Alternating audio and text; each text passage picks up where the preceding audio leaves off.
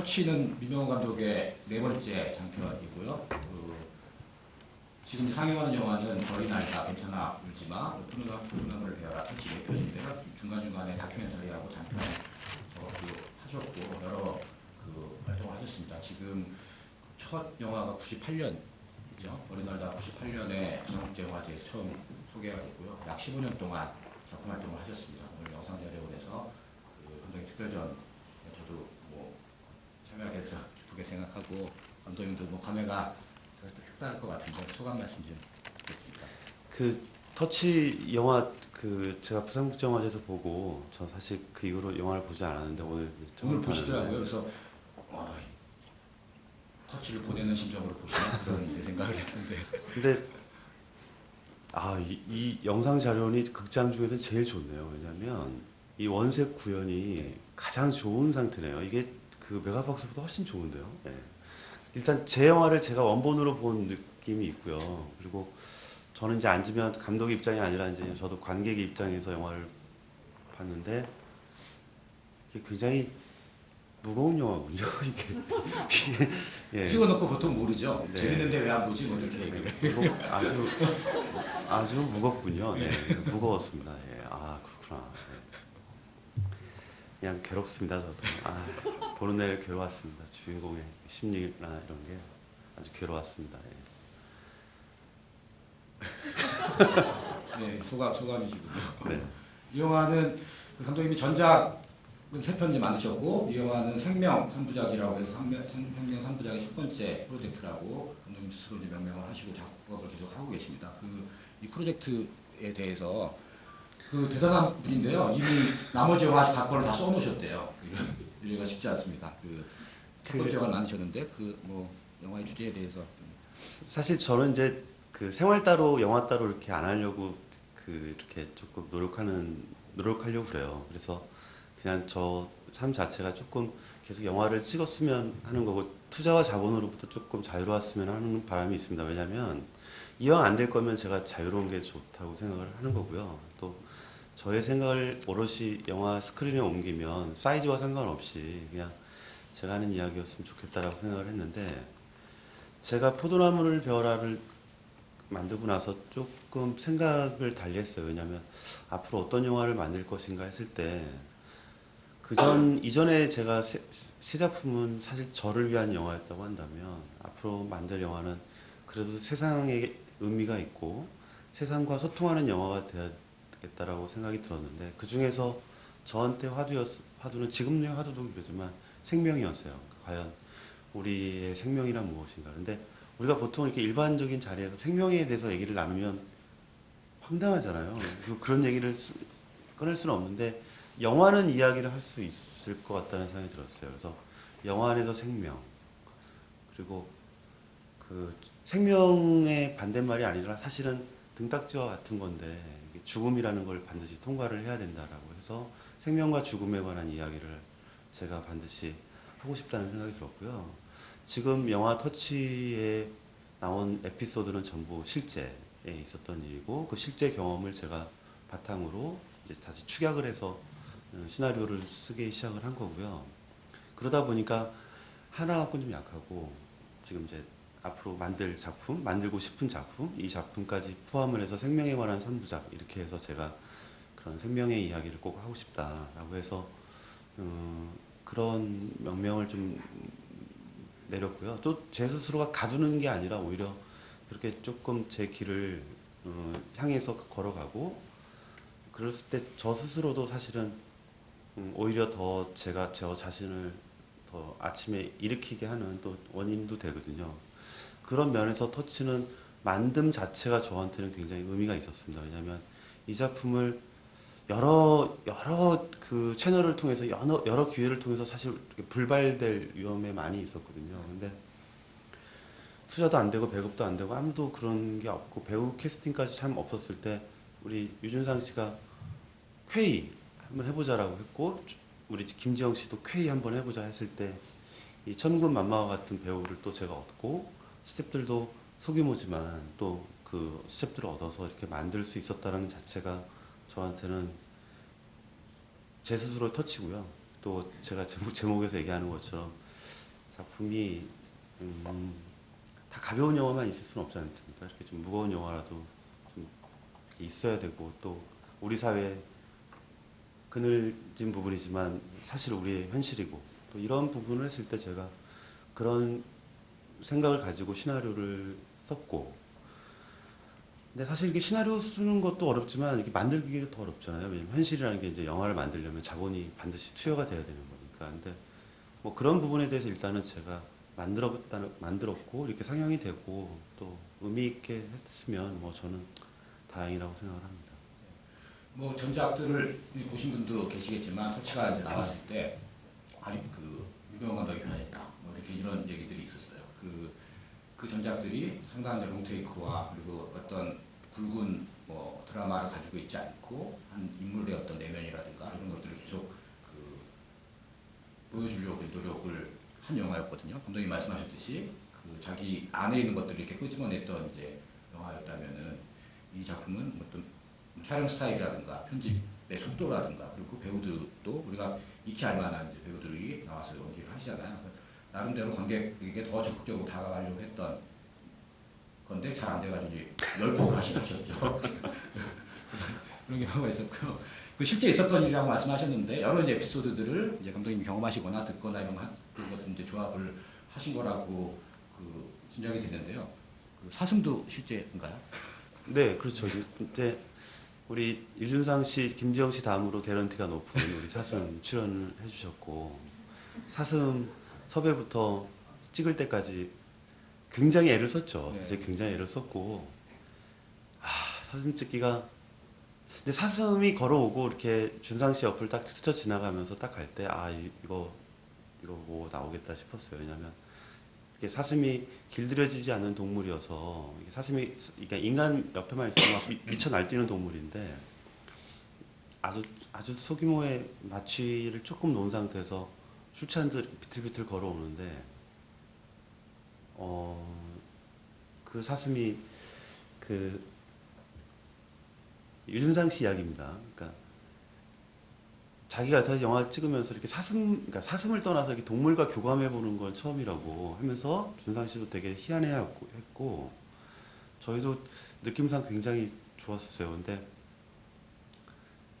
동물 연출하기가 이렇게 쉽지가 않아서 근데 연출이라기보다는 사실 동물이 저를 연출해 줬다 보면 되고요.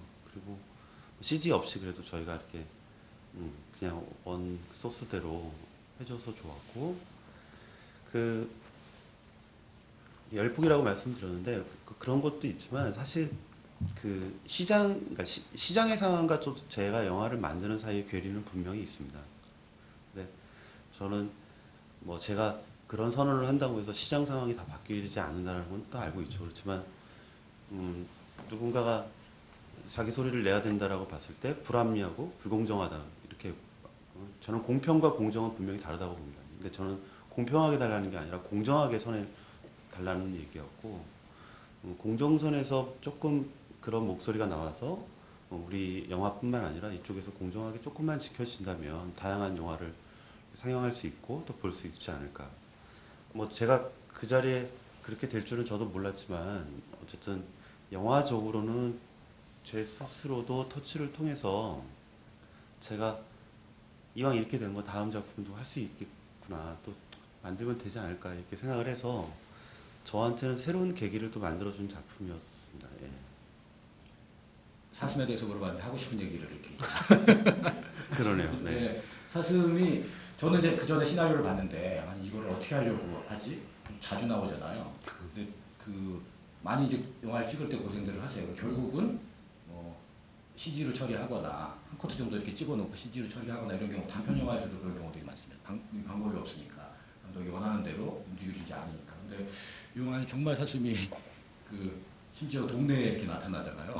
그 좁은 골목길에 나타나고 그 인상 있게 봤고 사슴이 주는 영화에 뭐 큰 메시지가 있다고 생각이 듭니다. 감독님이 보여주는 어떤 딱 뭐 저는 너무 직접적으로 드러나지 않았나 이런 느낌이 좀 있는데 그거는 관객분들이 또 보시기에 따라서 사슴이 뭘 의미하는 걸까는 또 감독님 얘기하지 않으셔도 다 마음속으로 받아들일 수 있을 것 같습니다. 마음속으로 못 받아들인 분들이 더 많을 거예요. 왜냐하면 항상 질문의 1번이 사슴의 의미가 무엇이죠? 분명 이제 이렇게 나오신 얘기할 것 같은데 그 제가 그 말씀을 드려서 사슴의 의미를 설명하는 거는 이렇게 오히려 상상력을 자극을 빼앗아 버리는 마음이 있지만 저는 이 사슴이 우리 주인공 두 인물에게 투영되는 두려움과 희망의 그림자라고 생각을 하는 거고요.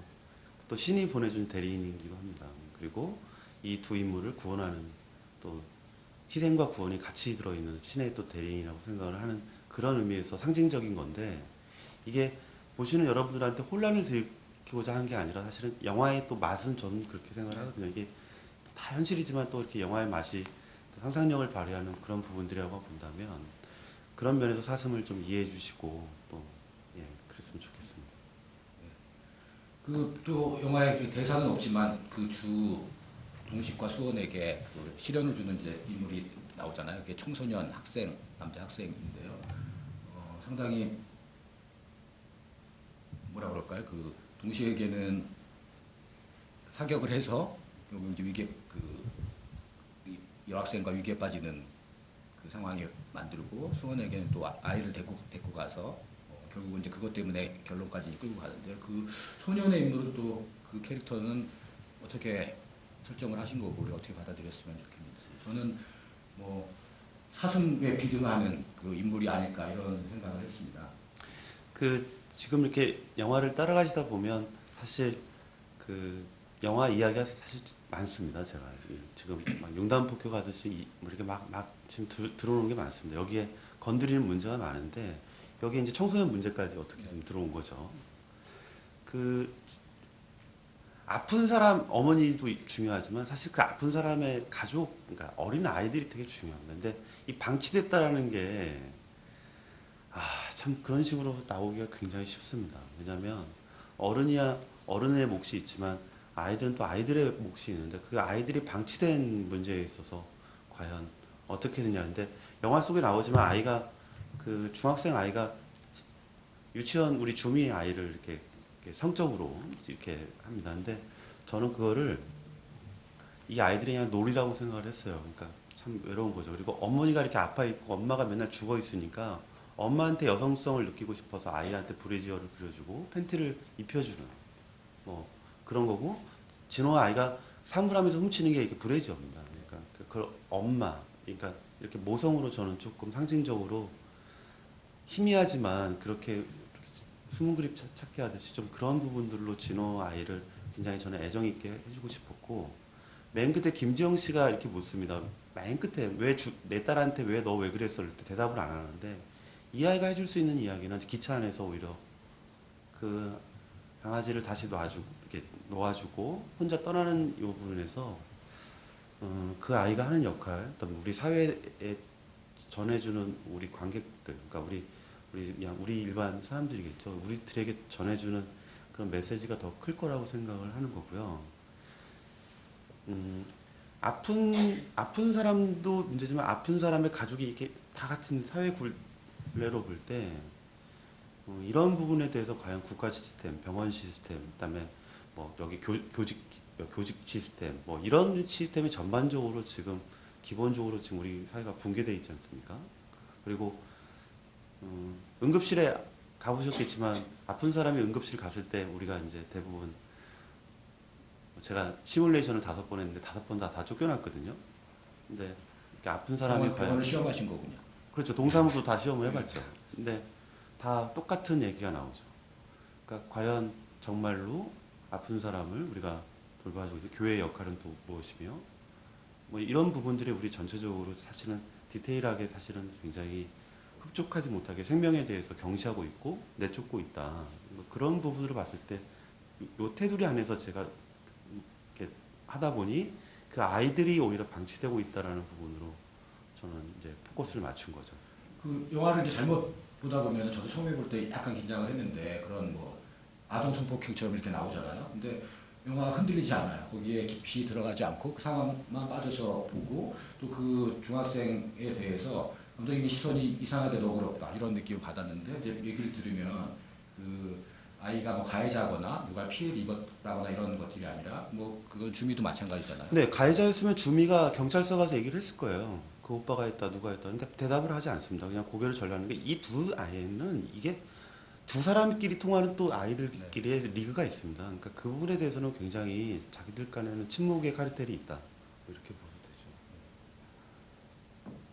어떤 사람은 저한테 그런 얘기를 했어요. 감독이 얘기를 안 켜봤나 봐. 근데 되게 그거를 그 세게 받아들이는 그 분도 있는 것 같아요. 그럼 그거는 보기에 따라서 또 다를 수도 있을 것 같은데요. 감독님의 이제 의도는 일단 네. 또 보여주고요. 그리고 영화에 어떤 성적인 유혹, 성적인 긴장 이런 것들이 상당히 많이 있습니다. 그러니까 수원도 간병을 하면서 그런 것들 요구를 받고 또 하게 되고 그 류준상 씨도 그 이사장에게 그런 유혹을 받잖아요. 그런 양쪽 다 그런 성적인 그 유혹을 받게 되는데 그런 것들은 어떻게 받아들이고?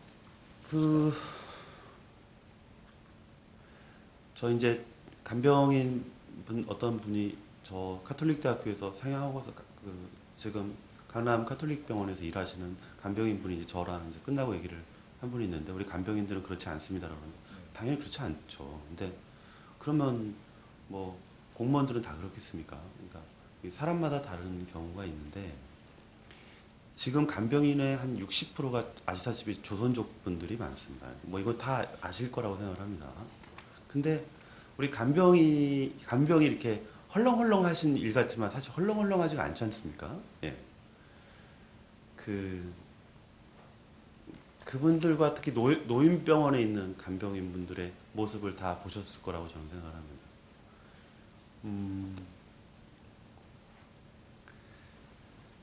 여성이 남성을 간병하는 게 쉽지가 않습니다. 이게 특히 대소변을 받아내는 그 순간까지 가면 이제는 말 그대로 이 마누라보다 이제 이쪽이 더 가까워지는 사이가 될 수밖에 없고 또 이쪽으로 의존을 할 수가 없습니다. 왜냐하면 숨을 쉬기 위해서는 그 사람한테 몸을 의탁할 수밖에 없는. 이 안에서 미묘한 관계가 왜 없겠습니까? 이거는 제가 미묘한 관계를 떠나서 지금 김지영 씨에게 주어진 지금 수원이라는 역할에 처해진 이 상황은 굉장히 극한적인 상황 아니겠습니까? 남편은 그렇고 이런 상황에서 돈, 우리가 맨날 원하는 돈, 그리고 거기에 유혹, 또 제가 이거 표현하려고 했는데 우리 환자 노인 우리 선생님이 간절하게 이 김지영 씨를 간절하게 쳐다봅니다. 굉장히 그러니까 진실하게 쳐다봅니다. 이제 진실하게 쳐다보는 부분에 대해서 제가 이제 연출을 해야 되는데 우리 할아버님은 이 장면을 보고 참 저랑 이렇게 참 얘기를 많이 나눴습니다. 특히 어려워하셨어요. 왜냐하면 이거 대사도 없습니다. 이거 진짜 그렇다. 근데 제가 지금 금방 얘기한 것처럼 진심으로 설득을 했습니다. 왜냐하면 제가 그리고 여기에 무슨 그런 특정 부위를 설명한다거나 특정 장면을 넣지 않습니다. 다 암시를 주는 겁니다. 그렇죠. 네. 암시를 주는 정도로 했을 때 그런 부분에 있어서도 저는 우리 영화의 한 부분을 차지하고 있는 건 굉장히 중요한 거라고 생각을 하는 거고요. 그거를 설렁설렁 저는 처리하고 싶지 않고 진실되게 그리고 조금 충격이 오더라도 정말 이게 사실적으로 그리고 싶은 마음이 있었습니다. 왜 사실적으로 그려야 되냐면 그게 또 우리의 부분들이고 이 주인공에 처해진 상황이라고 한다면 이 사장이 유준상 씨에게 엘리베이터 안에서 키스를 합니다. 받아줄 거라고 생각을 합니다. 그게 또 우리의 현실이라고 저는 생각을 합니다.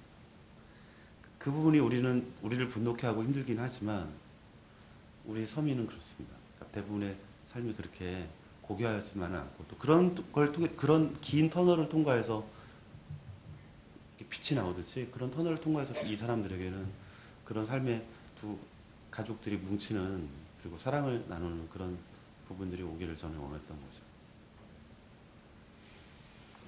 뭐 관객분들 하실 말씀이나 그 질문 있으시면 손 들고 좀 준비를 해주시고요. 근데 그 유준상 씨 캐릭터는 이제 앞에 설명은 없지만 그 알코올 중독이었고 술을 계속 거부하는데 한국 사회에 술 권하는 사람이 그렇게 집요하게 술을 주잖아요. 술을 안 먹겠다고 그러는데 근데 결국 이제 술을 또 먹게 되고 또 사고를 치게 되고 그 캐릭터는 어떻게 만드신 건가요? 직업도 이제 특이하잖아요. 사격 선수. 그 주변에 알코올 이렇게 있으실 거라고 생각합니다. 우리 남성분들은 한 번씩 필름을 끊겨보셨기 때문에 저는 어제도 끊겨. 이렇게 이런 거죠. 이렇게 집에 가면 내가 어떻게 들어왔지? 뭐 이러면 이제 그 사이에 없잖아요. 근데 그 사이에 많은 일들이 사실은 일어날 수도 있는 거죠. 다만 기억은 안 나지만 이런 거 했을 때 그 알코올 중독을 본인의 힘으로 이렇게 끊는 사람들도 있습니다. 그렇지만 되게 이제 본인의 힘보다는 어떤 그런 뭐 이게 이렇게 충격적인 일을 통하든 아니면 약물이든 뭐 이렇게 치료를 받아야죠. 근데 지금 유준상 씨 캐릭터 같은 경우는 제가 이제 실제 있었던 일이라고 하잖아요. 그러니까 실제 있었던 그 초등학교 교장 선생님 이야기입니다. 교장 선생님이 자기 초등학교 아이를 2번을 채우고 2번 다 그렇게 구속을 당하셨죠. 근데 다 합의금으로 1억 2천 뭐 1억 이렇게 하고 풀려나고 했는데 다 술로 인한 이야기인데 뭐 술로 인한 얘기는 굉장히 많을 거라고 생각합니다. 뭐 기자분들한테 물어봐도 뭐 별의별 일이 다 많은데 저는 이게 술이지만 사실 술로 인한 이 가족과 그다음에 자기 자신의 약속과 그다음에 이 생명을 나중에는 이 총으로 자기가 학생을 때리면서까지 어떻게 사람한테 총을 겨눌 수 있어라고 했지만 본인이 총을 겨누게 되는 상황이 나오는 거죠. 그게 저는 우리라고 생각합니다. 예, 그리고 우리 사회가 알코올 중독인가요? 아니 그러니까 알코올의 문제가 아니라 네. 자신한테 겨누는 상황이 결국 온다는 상황이 되는 거고요. 그렇게 직면하고 또 한 번쯤은 치고 일어나야지 이 친구가 정신을 차릴 거라고 생각을 하는 거고요. 준상 씨에게는 내면의 터치를 주고 싶었어요. 그리고 맨 마지막 엔딩 장면에 유준상 씨가 김지영 씨 와이프를 바라보는 그 장면이 가장 이 사람에게 진실한 얼굴로 마주하게 하고 싶었어요. 무릎 꿇고. 네. 그 장면만 살아나면 이 사람이 긴 터널을 통과해서 이렇게 다시 무언가를 시작할 수 있는 그런 부분이었으면 좋겠다. 그렇게 해서 그 캐릭터는 아주 단순 명료하지만 우리 사회의 거울을 볼 수 있게끔 하고 싶었던 캐릭터였죠. 사격은 어떤 뭐 감독님이 사격 코치, 사격 선수를 이제 설정하신 것들 초반 장면이 총을 쏘다가 총을 못 쏘는 장면. 네, 인천시청에 지금 이제 사격 선수 일하시는 분들을 이제 우연히 만나게 된 적이 있고요. 술 먹고 자꾸 총을 꺼내더라고요. 그래서 왜 이렇게 하더니 이렇게 자기는 기억 안 나지만 이렇게 총으로 이제 자기 사격 선수라 이거죠. 근데 이때 과시하고 싶은 이게 약간 그게 있죠. 그러면서 차에 총이 있다고 그러는데 얘기하는데 이 사람 쏘겠구나 싶더라고요. 왜냐하면 사격 선수가 관역을 쏴야지 사람에게 쏘겠더라고 이게 술을 먹으면 격해지면. 그래서 이렇게 얘기를 해봤더니 쏘더라고요. 또 이게 뭐 2발을 쐈는데 하나는 집에서 쐈고 하나는 이렇게 술을 먹고 이렇게 왔다가 실갱이에서 갖고 물론 이렇게 경찰에도 불려갔고 사격 선수를 그만뒀는데 네, 지금 심각한 수준이네요. 네 이제 그런 이제 제가 근데 개인적으로 만나면 이렇게 착하고 이렇게 순수하고 좋은 사람이 없습니다. 말수도 없으시고 거의 뭐 정말 뭐 순댕이죠. 근데 그 순간에 그 부분을 탁 본성이 이제 사람마다 저도 이제 본성이라는 게 어떻게 나올지 모르겠지만 그 발현하는 그런 부분이 또 있었고 또 제 역할에 대한 자문을 많이 해줬습니다. 그러니까 우리 김주산 씨가 그래서 총구라든지 총 뭐 이런 거 역할도 많이 해주셨고 그래서 사격장도 선뜻 우리 인천시청 그쪽에다 얘기해서 많이 내주셨고 네, 도움 많이 받았죠. 무섭네요, 사격 선수. 아니 뭐 그분이 캐릭터가 그랬으니까. 네. 야구 선수가 베이트 꺼내는 거랑 같은 수준인 것 같은데요. 네, 관객분들 뭐 질문 있으시면요, 손 들어주시면 마이크 내드리도록 하겠습니다. 네, 저쪽에 계신 분 들어가시죠.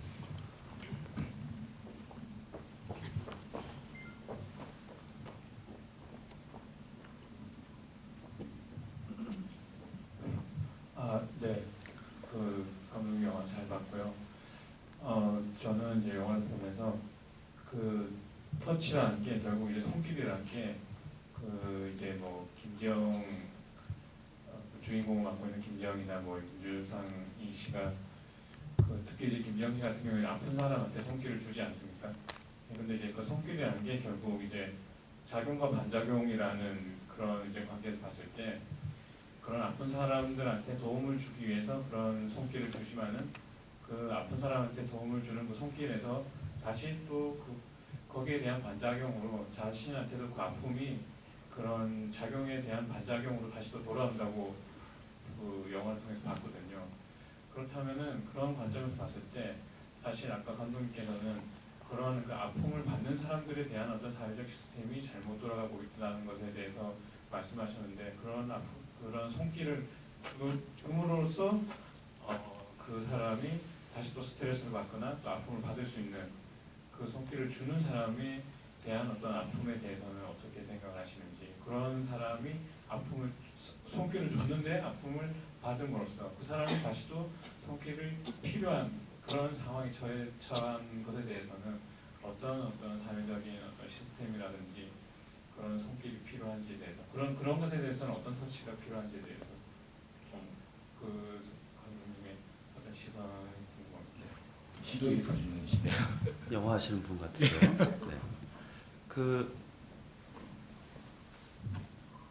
제가 이런 자리에서 어떻게 딱 얘기를 하면 딱 그렇게만 이제 받아 안 들으셨으면 좋겠어요. 제가 약간 말을 애매모호하게 하지 않고 이왕이면 직선적으로 편하게 하는 방향도 있지만 사실 지금 말씀하신 것처럼 상방향의 작용입니다. 이게 양방향의 작용이지 언론 일방적으로 시스템만 구현하는 뭐 이런 게 잘못됐어 이렇게 하는 제가 그것을 알려주면 고발 프로그램이 아니지 않습니까? 근데 지금 주는 사람 받는 사람이 같이 피해자일 수도 있고 같이 또 이렇게 얻는 자일 수도 있다고 저는 생각을 합니다. 왜냐하면 제가 영화 속에서 수용하는 모습 중에 이런 게 있습니다. 제가 제일 이렇게 구현하고 싶은 거는 영화를 통해서 주인공의 인물이 변화되는 삶도 중요하지만 실제로 그 배우가 영화가 끝난 다음에 변화하는까지 되면 저는 정말 기뻐 날듯이 뛸 것 같아요. 그리고 제 스스로도 기쁩니다. 근데 김지영 씨는 영화를 통해서 굉장히 삶의 변화가 왔다고 생각을 합니다. 왜냐하면 실제로 삶의 변화가 왔고 내용 안에서도 변화가 왔다고 생각을 합니다.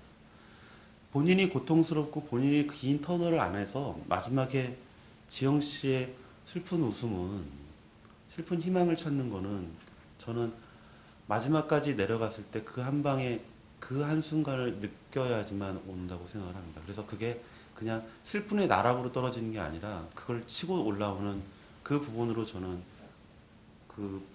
그런 감성과 또 그런 이성을 같이 건드리고 싶었던 이야기고요. 저는 주는 사람, 받는 사람, 혹은 받는 사람과 주는 사람이 같은 작용으로 있을 때 터치를 하고 있는 내용이라고 말씀드린 거고요. 가시적으로는 사회 시스템이라든지 전반적으로 이렇게 이런 시스템에 대해서도 제가 문제를 제기했다시피 이거는 이게 말의 동호 반복인데 같은 입장으로 좀 생각을 해주시면 그리고 제가 같은 입장으로 건드리고 있는 방향으로 하고자 했습니다. 김지영 씨 같은 경우에는 도와주면서 계속 위기에 빠지는 거잖아요. 네, 네. 이렇게 도와주면 도와줄수록 위기에 계속 빠지게 되고 자기는 이제 점점 힘들어지는. 뭐 그런데 누구에게 이제 받을 수 있느냐는 뭐 엔딩에 이제 표현하셨다고 하는데. 지금 이렇게 감독과의 대화를 하거나 혹시 질문 중에 이제 이런 게 있잖아요. 이제 두 번째 질문이 많이 나오는 게 왜 그 용서를 안 하겠다는 그 아저씨 갑자기 카페에서 왜 용서를 갑자기 낼 놈 용서를 합니까? 왜 그런 용서를 합니까? 이 사람 아무것도 지금 없는데. 사고당한 그 응? 아버지요? 그렇죠. 자기 딸은 네. 음주병선이로 이렇게 다니는데 왜 갑자기 용서를 합니까? 그냥 아주 쿨하게 얘기하면 그렇게 용서는 그런 거라고 생각합니다. 조건이 없는 겁니다. 그냥 제가 용서하면 되는 거예요. 왜냐하면 그걸로 시간을 끌거나 그걸로 그렇게 지체하고 싶지 않습니다. 그냥 용서는 뭐 내가 이러니까 당신을 용서하고 이러니까 뭐 이렇게 조건을 달고 싶지 않았어요. 그냥 그 아저씨는 그냥 용서를 하면 되는 겁니다. 그러니까 우리 사회에 전진하고 이렇게 가듯이 전진하는 어떤 그런 순간들이 저는 있을 거라고 생각을 하는 거고요. 그게 가해자든 피해자든 우리 사회의 하나의 울타리니까 그 울타리 안에서 서로가 서로에 대해서 역할에 대해서 이렇게 꼬이듯이 이렇게 터치를 하고 있듯이 그런 부분들이 같이 올려 있는 게 우리 사회고 또 그런 부분으로 제가 제목을 터치로 정했듯이 그런 터치를 해야 된다라는 거죠. 제가 이게 영화 끝나고 나가실 때 집에 가셔서 아니면 댁에 가셔서 이렇게 누군가를 조금 약자라든지 아니면 자기가 누군가를 터치를 해준다면 뭐 저야말로 뭐 너무너무 기분 좋은 일이겠죠. 네, 관객분도 질문 있으십니까? 네, 맨 뒤에 계십니다.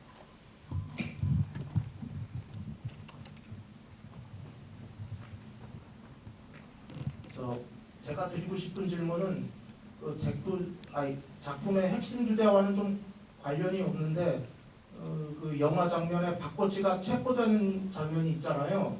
근데 거기서 체포될 때 경찰이 미란다의 원칙이라고 하나? 뭐 당신은 묵비권을 행사할 수가 있고 뭐 변호사를 선임할 수 있고 뭐 진술이 불리하게 작용할 수 있습니다. 그걸 반드시 해야 하는 줄로 알고 있어요.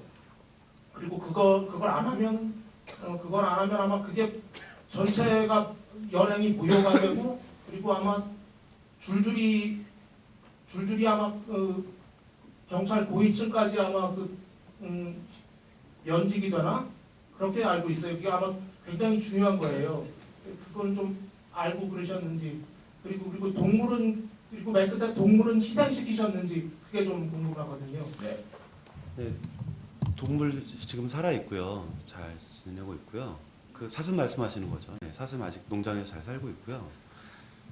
그 묵비권의 원칙 그 부분이 시나리오에 없죠. 그러니까 저는 지금 다큐멘터리 영화가 아니니까 그 부분을 제가 알고는 있어도 늘 생각이 전혀 없었고요. 그냥 말씀드리면 왜냐면 그거는 제가 영화는 한 씬 안에서 제가 함축해서 주제를 드러내는 게 중요한 거지 사실을 재현하는 거는 저한테는 사실 중요하지 않다.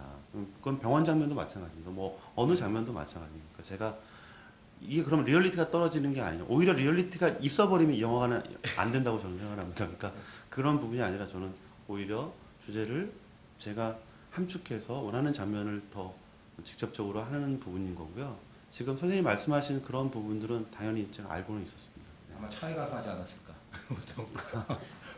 영화에 안 들어가지만 차에 가서 아시죠? 뭐 이렇게 했을 것 같습니다. 네. 저는 그렇게 이해했습니다. 또 다른 분 질문 있으십니까? 네. 동물도 뭐 사슴도 살아있다고 하니까 되게 기쁘네요. 보통 영화 찍고 나서 그 동물 어떻게 됐습니까? 그러면 너무 미안한데 뭐 하늘나라로 갔어요. 좀 감독이 막 울고 이러는데 정말 다행입니다. 그 무사일기에 나왔던 그 하얀 강아지도 영화 찍고 나서 뭐 멧돼지랑 싸우다가 죽었다고 그러더라고요. 뭐 황당하게 했는데 하여튼 그런 경우들이 많은데 살아있다고 그럴 생각이 기쁘네요.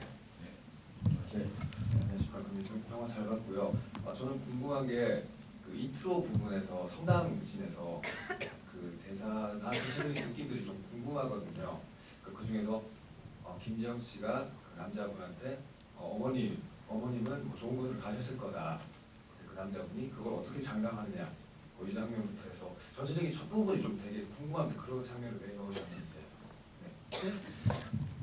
네. 영화를 그 이제 대부분 이제 인폼을 다 주고 가는데 저는 그러고 싶지 않았고요. 지금 말한 것처럼 느닷없이 그렇게 대사를 뱉고 싶었습니다. 왜냐하면 그게 영화는 저는 이렇게 시작할 거예요라고 하는 제가 그냥 갖는 그 성격입니다. 왜냐하면 앞뒤를 다 빼고 시작을 하는 겁니다. 그러니까 어떻게 보면 이 영화 전에 이야기들이 있겠죠. 김지영 씨가 왜 간병을 할 수밖에 없고 왜 이 여인은 아프며 유준상 씨는 왜 알코올 중독자가 됐는지 저는 이걸 다 생략을 한 겁니다. 시나리오는 물론 있지만 다 생략을 하고 중간부터 시작을 하는 겁니다. 왜 그랬냐면 그래야지 관객분들이 첫 장면서부터 왜 저러는 거지? 내가 저는 그러고 싶었어요. 왜 그래야 되냐면 그게 연상작용도 될 뿐만 아니라 그게 끝까지 가는 저는 그 힘이라고 생각을 하고요. 그것도 캐릭터의 힘이라고 생각을 하고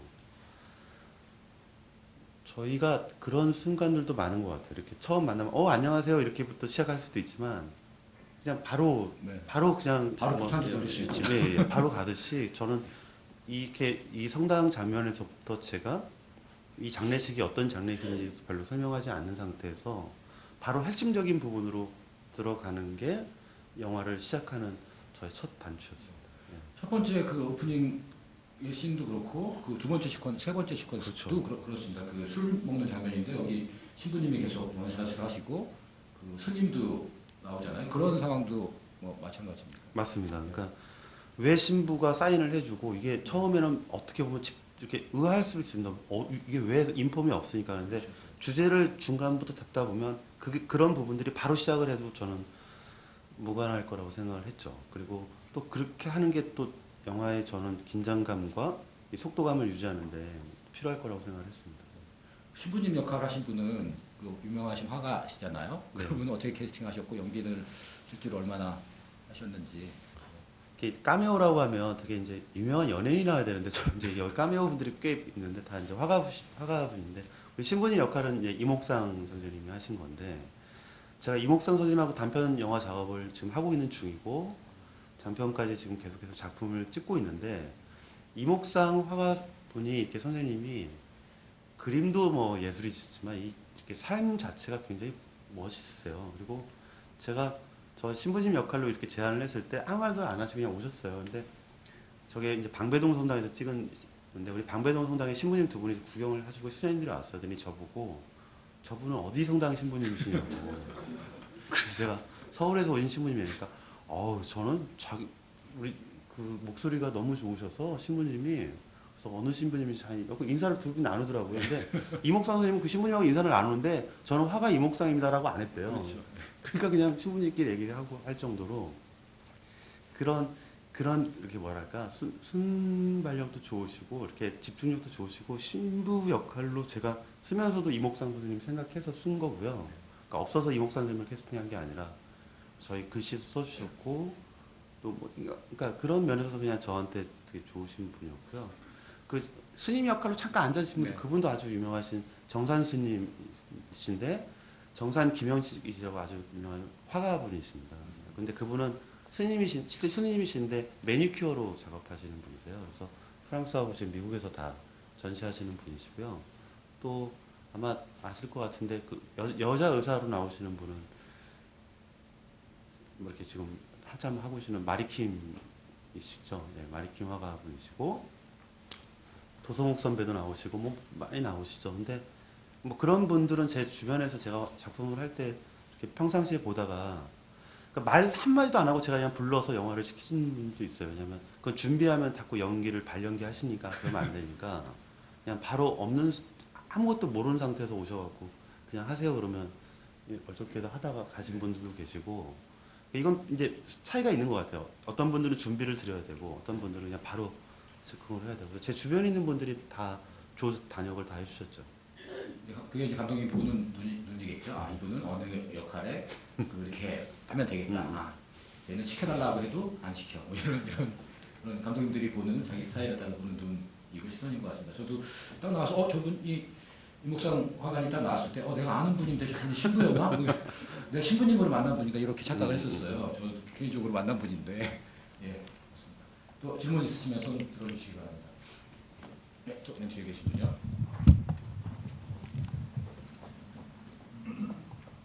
다시 보면서 느낀 건데요. 제목에 대해서는 여쭤볼게요. 이제 나머지 세 편은 다 이제 한글이고 이제 이건 고민을 하셔서 터치로 하셨는지 아니면 고민을 안 하시고 그냥 바로 시나리오 작업하시면서 바로 그냥 터치로 이제 뭐 아까 어느 관객분이 이제 손길이라고 표현을 하셨는데 제가 만약에 이 제목을 결정을 하려 그러면 되게 고민을 했을 것 같다는 생각이 들거든요. 어떠셨는지 한번 여쭤보고 싶고 나머지 또 3부작 중에 그 나머지 두 편들 제목을 정하셨는지 여쭤보고 싶네요. 지금 제가 여름에 준비하는 작품 사랑이 이긴다라는 제목이고요. 사랑이 이긴다. 그다음에 그 마지막 작품 설계자 이렇게 터치 사랑이 이긴다 설계자 이렇게 세 편을 제가 이제 묶어서 준비해서 가는 작품이고요.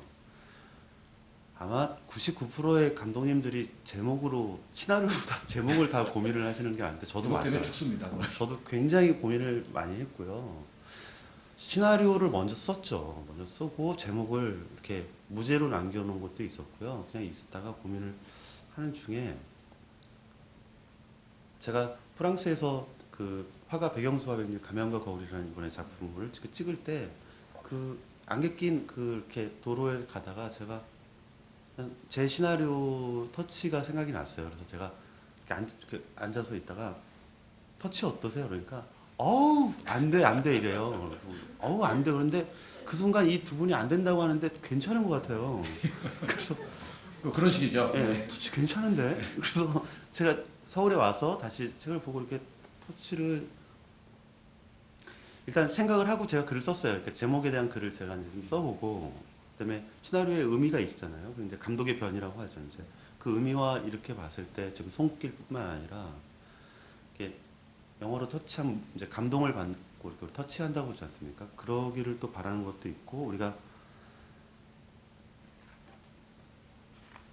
제목에 대해서 얘기하셨으니까 요 간단하게 요 얘기는 제가 말씀을 드리겠습니다. 이건 제가 깊이 고민했던 부분이니까 우리 진호, 그러니까 우리 정원이 아이들 방치했다고 그랬지 않습니까? 근데 저는 진짜 우리 사회가 지금 자살 오늘도 우리 하루에 10명씩 떨어지지 않습니까? 이거는 그 사람들의 나약함과 우울증이라고 보기에는 정말 아닌 것 같습니다. 그러니까 이거는 정말 사회 시스템도 문제가 있겠지만 그게 아니라 우리 인간 사회에 터치가 정말 없습니다.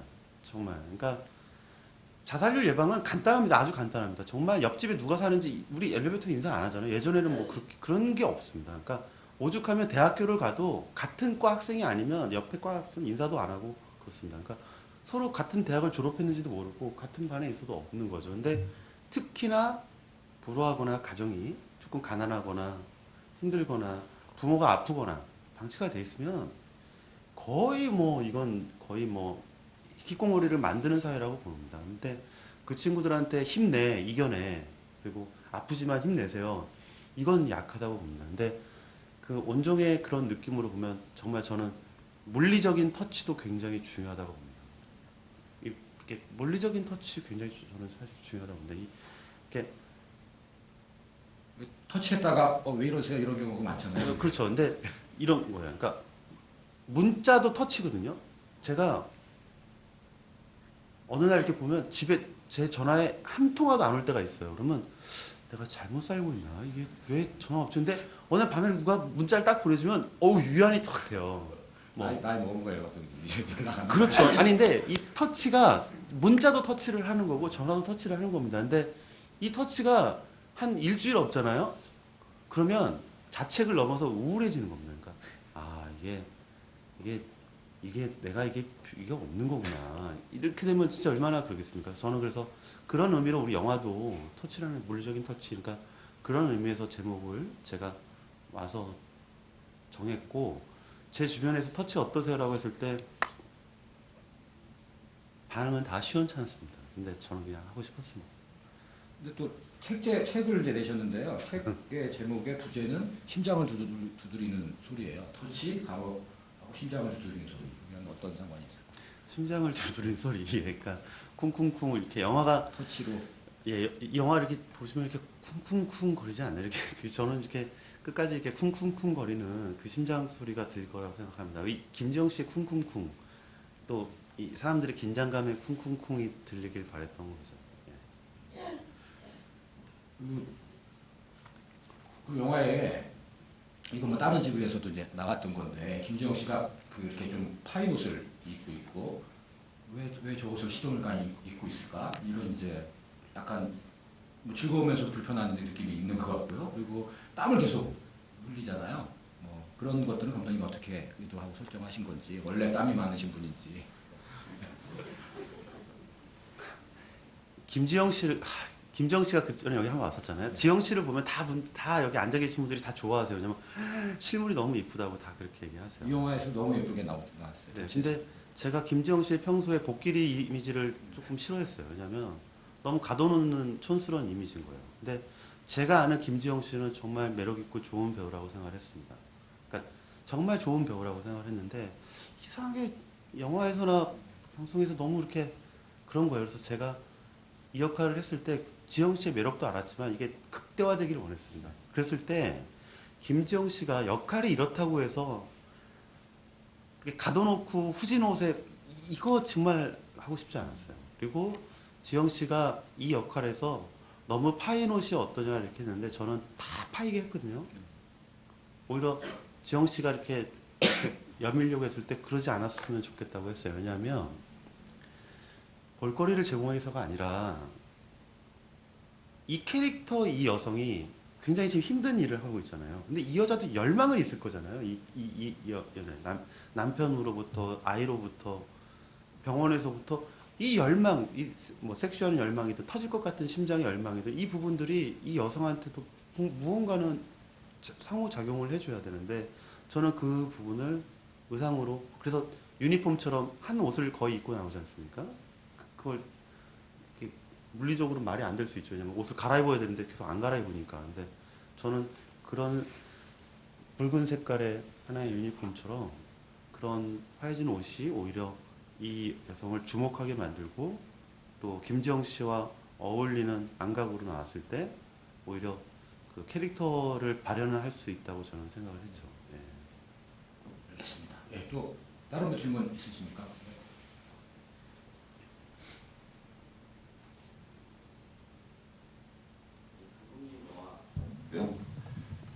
제가 아까 그 배우 이미지를 방금 전에 얘기를 해주셨는데 그 아까도 이제 처음에 얘기해 주실 때 유준상 씨가 이제 선뜻 그렇게 해주신다고 하셔가지고 기쁘게 그렇게 작업을 했다고 말씀을 하셨는데 요 근래에 보면 이제 유준상 씨는 약간 그 홍상수 감독님하고 그런 페르소나처럼 이렇게 활동을 많이 하고 그다음에 뭐 더 나아가서는 이렇게 레오가르프 감독님이랑 드니라방 이렇게 하는 것처럼 근데 약간 그런 밝은 이미지라고 해야 되나요? 영화 전반의 어떤 분위기 자체가 좀 어둡다 보니까 물론 윤상 씨가 이렇게 선택해 주셔서 그렇게 작업을 하셨다고는 하시지만 혹시라도 대중들이 생각을 했을 때 약간 그 이미지 자체가 그 영화에서 약간 그렇게 보여지는 면이 조금 해쳐지진 않을까라는 걱정은 혹시 안 하셨는지랑 물론 이제 윤상 씨가 워낙 훌륭한 배우라는 것을 인정을 하고요.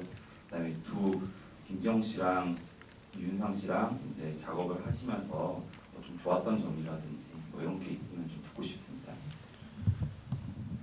김지영 씨하고 유준상 씨하고 원래 좀 이렇게 친한 선후배고요.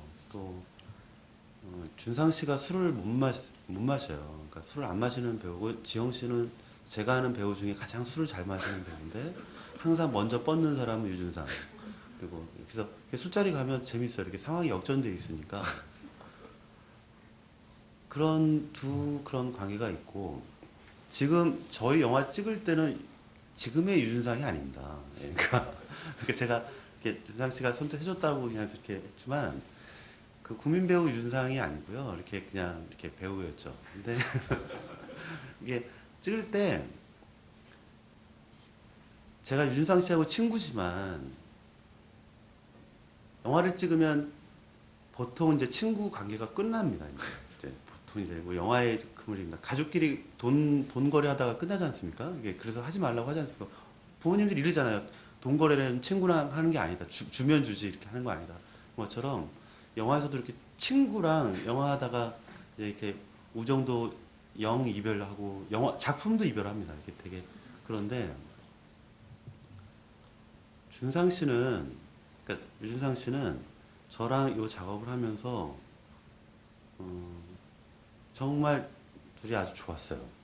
왜냐하면 준상 씨를 제가 아주 젊었을 때 어렸을 때부터 봤지만 유준상 씨를 뭘 연기를 하는지 제가 지금 잘 알고 있습니다. 어떻게 뽑아내야 되는지를 좀 알고 있었어요. 그리고 이 캐릭터는 사실 준상 씨를 위해서 만든 캐릭터이기도 합니다. 제가 이렇게 조금 살도 찌우게 하면서 제가 이 부분이 있습니다. 그러니까 굉장히 연기를 잘하는 배우입니다. 그리고 성실하고 연기를 잘하는 배우여서 지영 씨가 지금 폭발력 있게 나가서 그렇지 이 폭발력 있게 나가는 이 능글능글한 부분은 유준상 씨가 사실 굉장히 잘 잡아주고 있다고 생각을 합니다. 그래서 준상 씨가 조금 일부러 물러나주는 형국인 거죠. 지영 씨를 이렇게 해주셔서. 그래서 그런 부분으로 볼 때 두 호흡이 좋았고 그 앞으로 준상 씨랑 작업을 이제 하면 좋지만 또 그건 또 아닌 것 같아요. 왜냐면 이제 한번 하면 또 다른 분한테도 또 이렇게 저도 이렇게 해보고 또 다른 분하고도 하면서 그게 맞아야 되는 거지. 그냥 이렇게 이 사람이라고 해서 계속 하고 하는 거는 뭐 저나 그 친구를 위해서도 안 좋은 거라고 생각합니다. 예. 뭐 배우들 때 연기를 끌어내는 거는 감독님의 역량이고 능력이고 또 현장의 준비를 뭐 워낙 많이 하셨기 때문에 풀프로덕션도 되게 오래 하시고 그래서 배우분들하고도 뭐 친분이 있고 그래서 좀 어떤 되게 자연스러운 연기들이 나왔던 것 같아요. 그리고 뭐 그런 경우가 있습니다. 캐스팅 됐는데 영화를 찍고 났는데 드라마로 떴어요. 그래서 영화에 도움이 되는 경우가 있어요. 그냥 짧게 찍었는데 개봉을 좀 크게 할 수도 있고 이런 경우들이 있는 반면에 이미지가 완전히 이제 그렇게 돼 있어서 이 영화는 되게 진지한 영화인데 나와서 얘기만 하면 코미디가 되는 그런 상황도 있습니다. 그러니까 그게 영화의 또 운인 것 같아요. 바로 만든 다음에 바로 개봉하고 이런 게 아니잖아요. 여러 가지 환경에 따라서 개봉이 늦춰지기도 하고 또 오픈되는 시기가 뭐 마음대로 할 수 있는 게 아니니까 그런 상황에 영향을 받을 수 있는 것 같습니다. 이렇게 그리고 아니 저 작은 영화인데 어떻게 캐스팅하셨지? 먼저 이렇게 할 수 있잖아요. 근데 그 전에 이미 캐스팅이 돼 있었던 거죠. 예. 관객분도 또 질문 있으시면은 한 분 정도만 더 받고요. 마무리하도록 하겠습니다.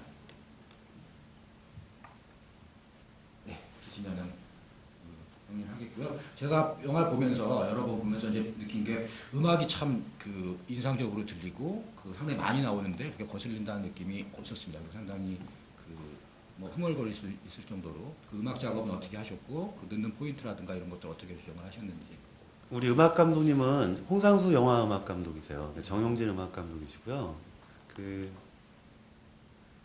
제가 우리 음악 감독한테 되게 많이 미안했어요. 왜냐면 음악을 거의 8번 정도를 반려를 했습니다. 그러니까 정유 감독이 이랬어요.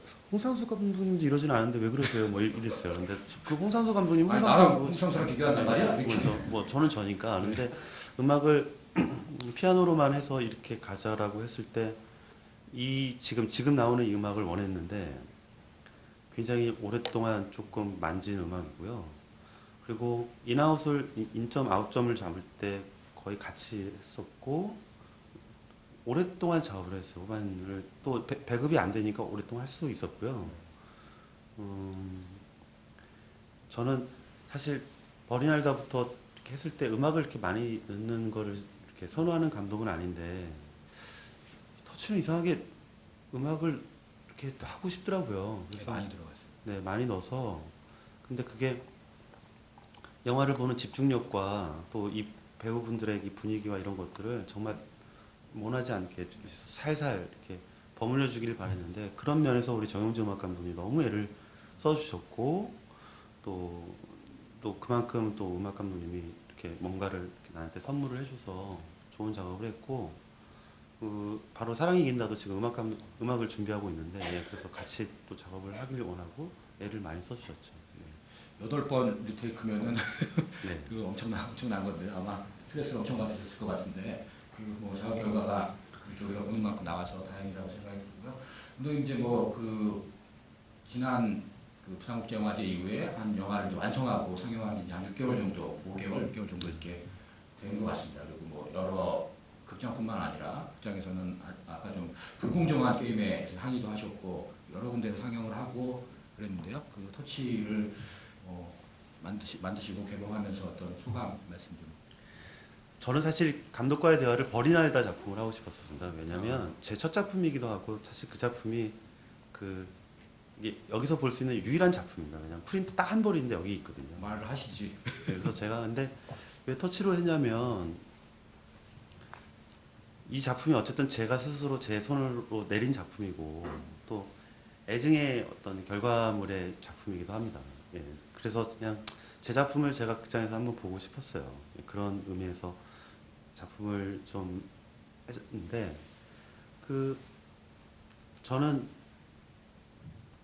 이 작품으로 지금까지 이 작품을 저는 이제 손을 떠난 거죠. 제 손을 떠났고 관객의 평가를 받았고 이미 떠난 거기 때문에 제가 후회한들 뭐 좋은들 뭐 하겠습니까? 제가 그냥 저도 그냥 관객의 입장으로 이런 부분을 해서 그냥 감독의 역할로 제가 말씀을 드리는 것뿐이죠. 그리고 이게 뭐 내 새끼가 아니잖아요. 뭐 내 자식이 내 새끼가 아니잖아요. 얘는 얘대로의 생명력이 있는 것처럼 저는 이런 걸로부터 고통으로부터 금방 벗어났습니다. 사실 막 분노에 차갖고 뭐 죽일 놈들 이러는 건 옳지 않다고 생각합니다. 저는 또 제가 할 게 있으면 정신 차려서 제가 작품 만드는 사람이라면 거기에 또 전념을 해서 작품을 좋은 걸 만들어서 더 시스템을 제 목소리를 내서 하는 게 더 옳다고 보는 거고요. 터치의 계기가 돼서 혹시라도 우리 사회에 조금이라도 극장에 조금 이렇게 다양성 이런 부분들이 있기를 좀 바라는 바고요. 관객분들 지금 앉아 계신 분들이 혹시나 영화가 어려웠다면 여러분들의 수준의 문제가 아니라는 걸 꼭 말씀을 드립니다. 왜냐하면 어려운 영화의 부분이 아니라 사실은 우리 관객분들이 제 마지막 말이니까 네. 맞아요. 이 영화가 사실 어려운 영화가 아니라 이런 영화를 볼 기회가 없는 겁니다, 관객분들이. 왜냐하면 지금 극장에서 걸리고 큰 영화에서 걸리는 영화들이 거의 상업 영화 위주로 다 걸다 보니까 사실은 작은 영화든 다양성 영화든 이런 부분들이 쉽게 우리들이 볼 수 없는 이렇게 기회가 없는 거죠. 그러다 보니까 그게 멀티플렉스가 원래 다양한 영화를 보라고 이렇게 있는 건데 한 개 영화가 16개관에서 12개가 걸리고 있고 이렇게 가다 보면 그 안에 틈새 시장을 들어갈 길이 없던 거죠. 그러다 보니까 관객분들은 자꾸 그런 영화로 젖어 있으니까 조금만 벗어나도 영화의 문법이 어렵거나 이렇게 좀 당황스러운 거죠. 그러니까 그런 부분이라고 저는 생각을 하는 거고요. 제가 뭐 지금 타르코프스키처럼 뭐 예술 영화를 만들거나 뭐 진짜 사쿠로프처럼 이상한 뭐 회귀한 영화를 만드는 게 아니기 때문에 여러분들이 지금 이 자리에 계신 것만으로도 그리고 다양한 영화들이 좀 이렇게 이어지는 것만으로도 저는 한국 영화에 아직까지는 힘이 있다고 보는 거고요. 또 그런 면에서 저도 다양성에 힘을 보태서 변하지 않고 또 변질되지 않는 그런 작품을 만들기를 소망합니다. 마지막으로요. 지금 생각 3부작 올 여름에 찍으신다고 하는데 그 사랑이 이긴다. 이건 이제 어떤 영화인지 뭐 이미 좀 관객들한테 한 번 더 받아주고. 사랑이 이겨야 되는 내용의 영화고요. 사랑이 이긴답니다. 그래서 이 영화보다 어떻게 보면 좀 더 좀 힘든 영화일 수 있지만 그럼에도 불구하고 사랑이 샘솟는 영화가 되기를 바라고 또 그런 작품이 돼서 관객분들과 극장에서 아니면 좋은 자리가 되기를 저도 꼭 희망합니다. 네, 다음에 영화 뭐 잘 만드시라고 박수 좀 부탁드리겠습니다. 관객분들도 끝까지 함께해 주셔서 감사드리고요. 마치도록 하겠습니다.